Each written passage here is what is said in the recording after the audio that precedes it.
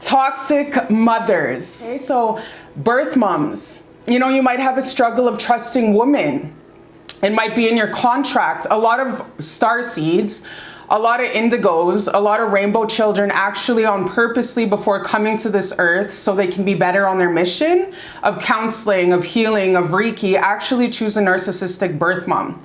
Because that love, that mother's breast to the baby is the most closest thing I would say to the other side's love. Okay, so like heaven's love, from what I've downloaded and from what I've seen and experienced.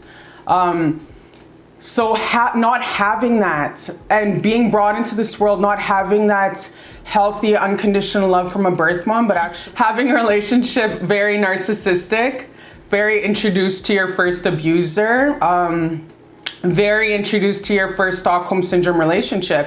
And a lot of people, a lot of children, a lot of teenagers don't understand that you do not have to stay in relationships like that. You do not owe your abuser anything. And a lot of the times your first abuser, baby, is your own parent. A lot of the time your first abuser is your mother or your father.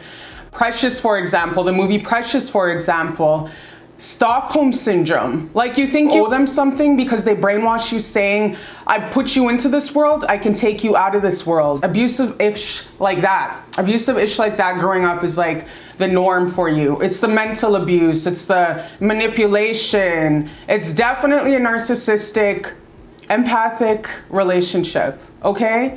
So like I said, starseeds especially empathic spirits will actually choose before coming to this world a very abusive narcissistic mother, devoid of a heart. And you know what? That has nothing to do with how lovable you are. That has nothing to do with how gorgeous you are, how talented you are.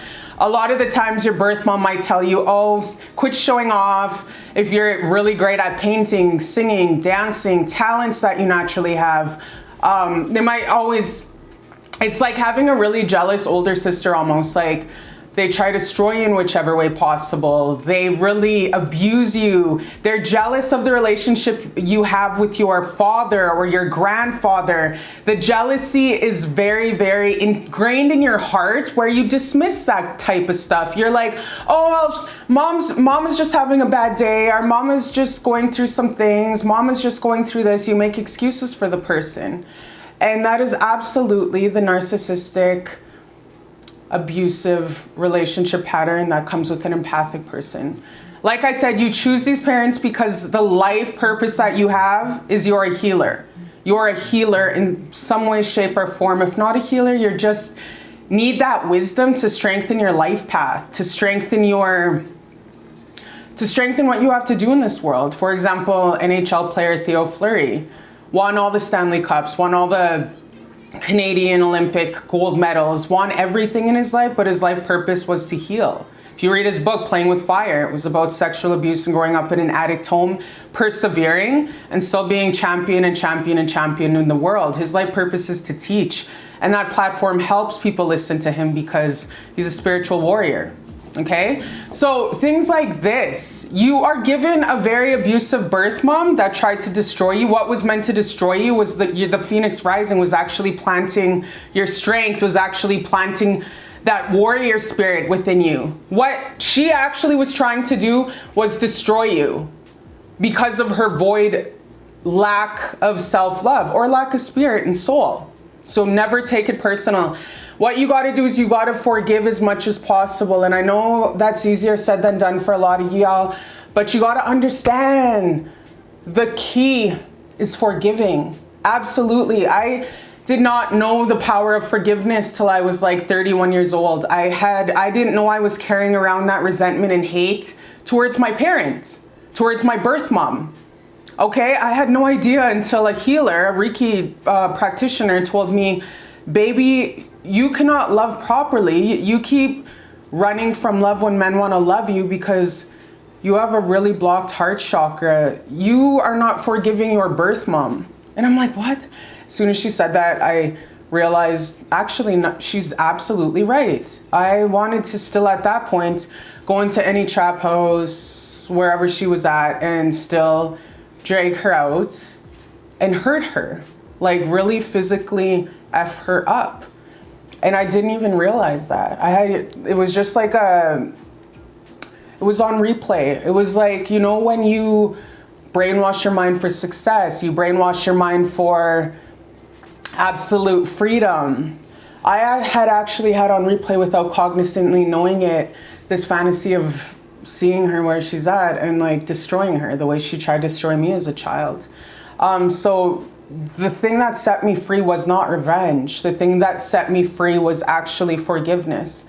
You are worthy of love, and I know absolutely how hard it is to cut off somebody that you feel you owe your life to, or you feel like you have a history with or a long relationship with. You do not owe your abuser anything. You do not owe your abuser your time, your energy, even your address where you live. They tried to destroy you in the past, and now that you're older and on your glow up, they're gonna try to come around, and they're gonna try and come in, take a little bit of that razzle dazzle, because that's what narcissists do. So now that you're succeeding in life, and now that you're doing amazing for yourself, and now that you're on your glow up, they're gonna come around. That's just how it works with narcissistic people and abusers. They're gonna try to come around. Yolanda, like, they're gonna try to come around with their Yolanda asses, and they're gonna try and come in, take a lot of your glory and be like, oh, this is my daughter, this is my daughter, this is my son, they're so successful because of me. They're gonna try really their hardest to take as much trophy, shyness, awards, recognition from you as possible, because they know that they had nothing to fucking do with you. They tried everything in their power to destroy you. And what you did was you alchemized that. You absolutely alchemize that pain into power, those wounds into wisdom. You alchemize that into your $1 million lifestyle. Because you are worthy, you are deserving, and you are a strong AF boss ass bitch, okay? You are the CEO of your life. So do not feel guilt if you have to cut off, absolutely cut off your toxic parents. Whether it's a deadbeat mother or a deadbeat father. Users, abusers, only call you for money, never had one damn thing to do with you as a child. Not one thing, not one thing. I can't even stress how much you have to cut ties and cut cords and cut these soul ties with your deadbeat moms and your deadbeat dads, especially if SA is involved, if graping's involved, if sexual abuse is involved. Absolutely. I can't stress this enough. You gotta cut them the F off. Cut them off. If you do not do that, baby, you have not learned the lesson in this lifetime. You do not owe them a damn thing. If they knew what was going on to you as a child also, and they did not do anything about it to stop your abusers from abusing you, cut them off. I don't want you coming back next lifetime having to repeat another lifetime with your abuser because you did not learn the lesson of self-respect, self-worth, and your divinity. Don't you see your divine? Don't you see your God in the flesh? You do not deserve that. You know, I have a lot of compassion when I watch Jocelyn back in Love and Hip Hop, because her mom put her on the streets. Her mom put her on the streets at 12 years old and had her doing tricks. And when she went to her mom and she actually told her, you threw me on the streets and I would bring you back money from the Johns. And it made a lot of sense why she is the way she is. She was bawling her head off to her mom, and her mom still didn't care. It's very void of a spirit and a soul. Do not feel sorry for them. Do not rose-colored glasses or romanticize the 1 or 2 good times they bought you McDonald's when you were a child, or the 1 or 2 times they hugged you out of the 99% of the time where it was hell on earth they gave you. Don't romanticize your childhood if it was hell on earth. If only like 50% of it, 40% of it was actually a couple happy times, the rest of it was them abusing you. Don't be imposter syndrome. Don't be imposter syndrome to yourself and romanticize your past. Forgive it and let it go and cut cords with that chapter of your life, because that chapter was meant to strengthen you. As effed up as that and abusive and as void of love as it is, and it was meant to turn wounds into wisdom, so on your journey in this life you would be a better practitioner, Reiki practitioner, therapist, counselor, healer, social worker, police officer, whatever, okay? Prison counselor. So understand, you really got to cut cords, karmic ties, and stop making excuses for your parent. They fucking sucked. They only gave you 40% of sunshine. They were never there. You don't owe them anything. You don't owe them anything. And you deserve better, and you will get better. You can go to adopt a beautiful grandpa or grandma who's just praying for the perfect son like you, the perfect daughter like you. You don't owe them anything. And I hate this ish on TikTok, this new trend where this guy chases around his mom trying to throw him in a treatment center. Bruh, if you know anything about addiction, you know that they have to make the choice. They're not powerless. It's not like they're tripping and putting the needle in their vein or the bottle to their lips. They're not powerless over alcohol, and it's not a disease. It's a free will choice. You can't force a person to hit rock bottom. They've got to, you'll kill yourself trying to change your parents. You'll kill yourself, just like you'll kill yourself trying to change a spouse. Guaranteed that guy on TikTok chases his ladies around and dates addicts. You marry it until you heal it. I repeat, you marry your childhood until you heal it. You gotta face it and heal it. That's all there is to it. There's no magic medicine, no big pharma pill that will heal that depression and void in your heart. You gotta face your childhood. All the traumatic sexual abuse, all the physical abuse, all the lack thereof love, etc. Okay? There's no key around it. There's no, the cure for the pain is the pain, okay? Like I always say on this channel, if you watch me 100 times, the cure for the pain is the pain. And you do deserve a really great, beautiful role model in your life. Okay, so my birth mom, I'm gonna give you an example. My birth mom broke my arm when I was 4 years old, fractured my ribs, beat me up all the time, kicked me all the time, was jealous of me, told me to stop singing. Absolutely tried to destroy me. Told me I was a show-off when I would dance. Very jealous of me, I guess. That's what it was. I was starving, so I had bald spots all over my head from the abuse. I got diagnosed at 8 years old with childhood stress, and at 7 years old, so I had bald spots all over my head like a damn beat-up dog. That was the condition I was, and I was always never sleeping as a child because I was scared of my abuser, my birth mom. And I was starving so much, I would get hospitalized because my stomach, I'd go 3 weeks, maybe eat some porridge and some puff wheat cereal maybe, and my body, because there was no greens, apples, or any types of fruits, my body would react in a way where it would reject it. So I would get hospitalized for chronic constipation. But I would never tell the social workers because she was sober, but she was a dry drunk. So she'd stay in her bedroom all day, every day of my childhood on, I don't know what she was on, but she did go have a really rough go when she was a child. So that helped me also forgive her, but doesn't mean I'm gonna, you know, break bread with you on Sundays. I actually put a restraining order on her. Tried to put a restraining order on her 11 years ago. I was only civil with her also because she effed up on her second batch of kids. But yo, one thing good about her is she always chooses very good baby daddies. So my first dad got custody of me. Out of the two healthy ones, the birth dad and my birth mom, he was like the healthier version. And so, no, like I said earlier, never romanticize your childhood. If it was very traumatic, don't romanticize that because you're always going to trauma bond and you're going to think it's okay to trauma bond. You know that saying when people try guilt you because you came from the hood? Is like, don't forget where you came from. Don't forget where you came from. Yeah, not a day goes by where I have to forgive and flush that ish out. Don't become Stockholm Syndrome to your childhood. Like, yeah, I went to my father, but trust, he isn't that much healthier, but he was healthier. I wasn't starving, he never hit me. It was actually way better life, like a million times better. But I, low-key, he knew what was going on because why on weekends when I'd go to see you, he eventually got full custody of me when me and my brother were 12 and 11. But he was paying child support back in the day, $600 a month for me and him. And we always seen him every single weekend, even during the week, all the time. We lived with him till we were 6. So he was like my Jesus Christ when I was a kid because anytime something would happen, I would run to him, but I knew he knew what was going on because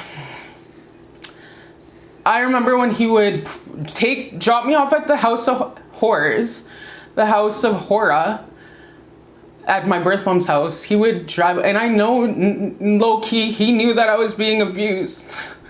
So I have abandonment issues that he took too long and he hesitated on taking me out of that environment. I have abandonment issues even though he was always present in my life, always present, always there. I have abandonment issues with him because I'd watch his truck drive away and I was like, oh, you left me here with my abuser. So I also have to forgive him because I knew what he knew. I was being abused in that house. He eventually got full custody of me. Like I said, I had a great life. It was almost the most contrast you could ever see in a kid's life, like starving, hood life, absolute destruction. And then with him, it was like country life, quads, boats. It was country, hella country. It was like kayaks, lakes, always food, like fun shit. My dad built us a park. We had horses. Like, it was unbelievable. The contrast was so fucking crazy. It was like a millionaire, like a Allen Iverson knocking up his baby mama teenager who's a crackhead. That's literal. The contrast was absolutely tremendously crazy.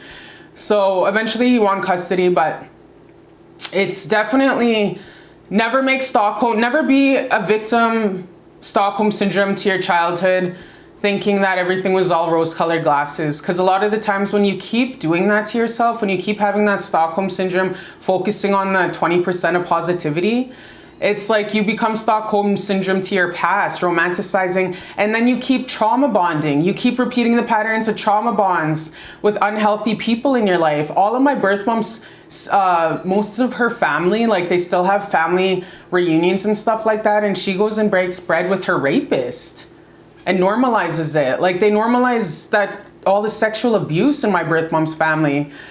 My uncle tried to touch me. Her brother tried to touch me. I had to jump up and run. Like, don't normalize sexual abuse. That is not normal. And hell no, I won't bring my kids around you guys. F no, they will not know you. Hell no. My one auntie who's pure love, and she's different, and she actually cut off a lot of them also. She's very beautiful. I love her so much.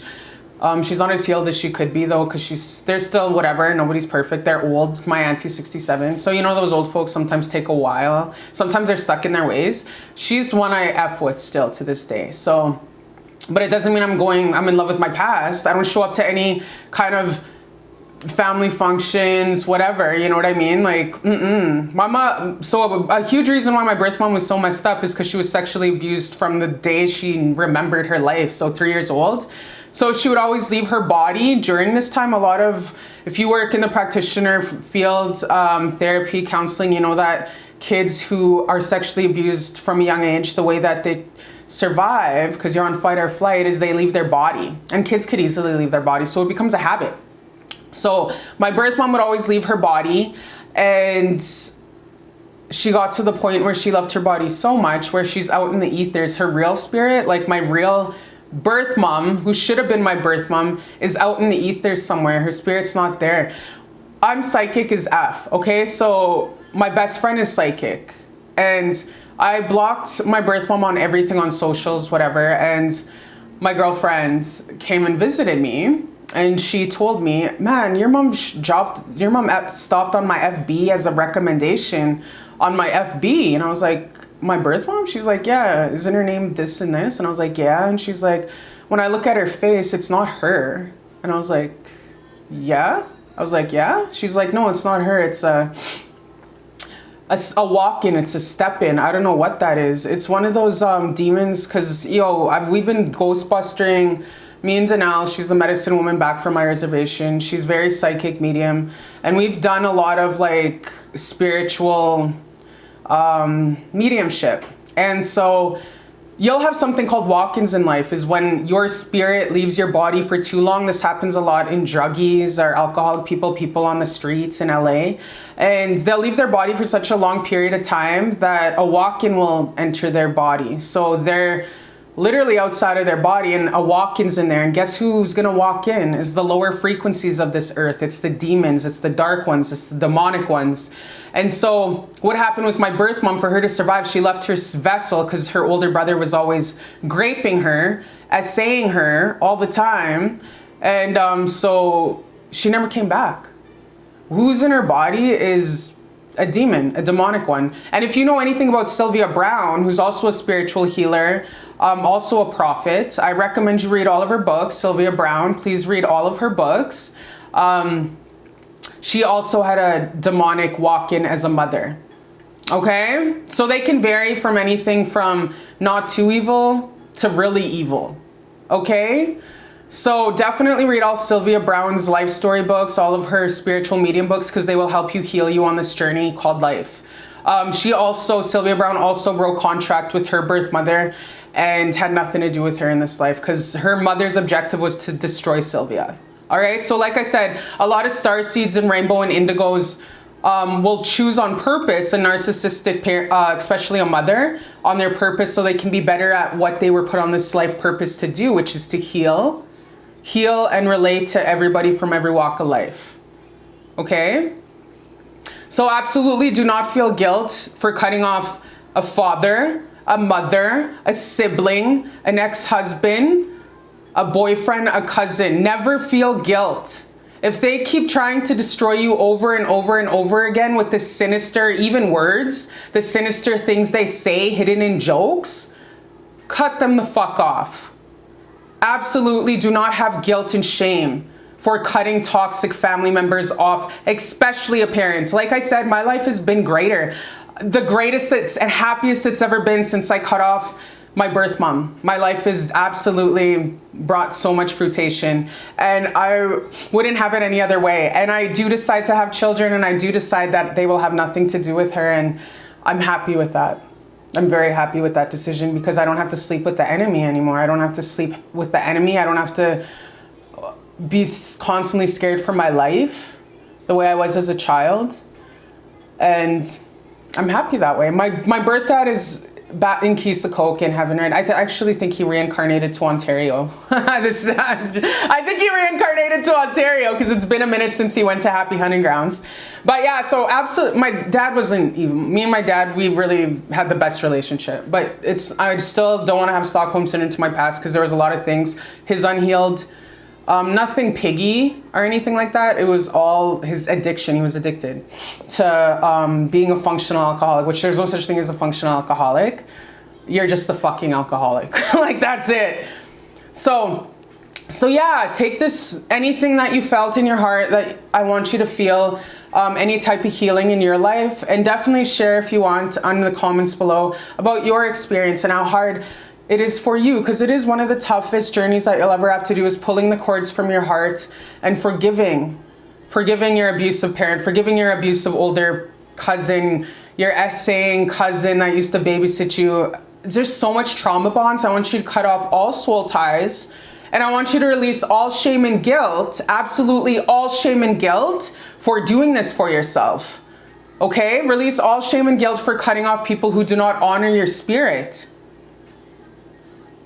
Don't abandon yourself anymore, and give yourself the gift of taking the shackles off your hands and getting rid of toxic people, because I promise, baby, one day you're just going to exhale so happy that you made that decision. Because I'm so happy I made that decision. I'm the happiest I've ever been in my life. Feel like I won the fucking lottery. Like, I'm getting it stuff, but then it's just like, oh my God, you just got to keep pulling the cords, crying, journaling, mourning, talking about the abuse. Like, I can talk about the abuse now. Like, I'm reading a storybook, like the broken bones and shit, and the abuse, and you know what I mean? I can talk about that. Back in the day when I used to talk about it, I used to bawl my head off. Now it's just like, it's like I'm the watcher now. I'm so at peace, and I talked about this story over this past 5 years so much. Now it's just like, now it's just a chapter book in my life, and I'm just moving on to my brighter, more beautiful future. Because guess what? Your future is absolutely bright and beautiful, and that's what you deserve, is peace, clarity, and beautiful friendships, okay? You're deserving of beautiful, loving friendships. Cut all soul ties and karmic ties and contracts with anybody and everybody who's not serving you with your greatest and highest good. Not serving you and your beautiful, blessed life that you absolutely deserve. Okay, I promise when you get rid of the shanty, the sinister, the dusty, musty, crusty people out of your life, they get replaced with higher, more beautiful, evolved, beautiful, gorgeous people. All right, I love you so much, my baby. I hope this video reached out to a couple of y'all, and like I said, if you have anything to say, please leave it in the comments. This is a safe space. We have to make it safe for us to discuss these kind of things, okay? I love you, and I'll see you next time on Beautiful Love Channel.